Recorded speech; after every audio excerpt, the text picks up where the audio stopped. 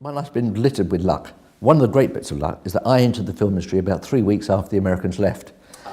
So I think I am convinced if I'd started in the film industry a year earlier, it would have been a disaster. I'd have gone bust because I would have probably adjusted whatever I was doing to what the prevailing business was. As it happened, I walked into a desert. There was nothing. So I was smart enough to realise I needed some kind of cash flow business.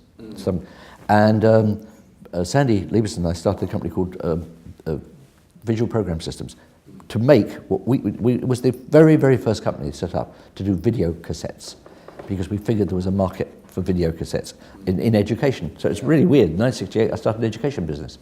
So full circle for me, in a sense for me. Yeah. And we contracted Kenneth Clark, and we did the Kenneth Clark series, and that began to sort of work. We had a business.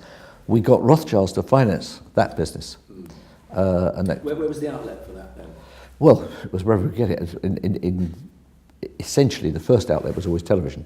But what we were doing was, and it was quite original at the time, was retaining the rights, what were those days called non-theatric and non-TV rights, sure. and then selling them as another different kind of product. And we made a deal with Encyclopedia Britannica, for example.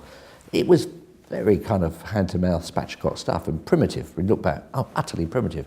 But at least it gave us a business. So I actually had an income from that business.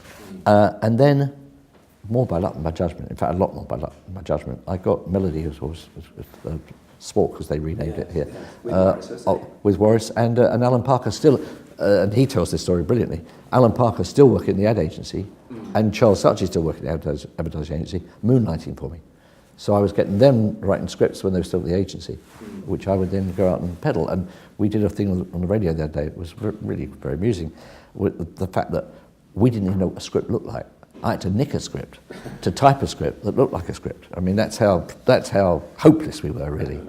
And then during the filming of Melody, Alan came down, took a day off from the agency, came down and did some second unit, because we actually didn't. We had a camera and no director. And I just remember him coming off this. It was at Collick Court in Hammersmith, coming off the field. It's a very romantic thing, actually, saying, "That's it. I'm leaving the agency. This is what I want to do." Wow. That was it. So was that entirely location, or did you go to Shepperton? Or? No, it was all on location. Yeah, I thought so. The studio bit was we dubbed at Twickenham, dubbed the film at Twickenham, and that was another really extraordinary moment in my life, and I've thought about it a lot. I was driving out to Twickenham Studios to do the mix, I think probably the second or third day with Jerry Humphries, and I got that Cherry Blossom roundabout. I stopped the car, and I completely hyperventilated. I had to get out of the car, and I realised actually for the first time in my life I was doing what I wanted to be doing, and that everything I'd done up to that point, in a sense, had been looking for that feeling. And it sounds, a bit hyper-romantic. It's absolutely true. I literally stood by my car, or sat on the bonnet of the car, like that, and I realised, this is it. This is what I've wanted to do all my life. And that was a really fantastic moment.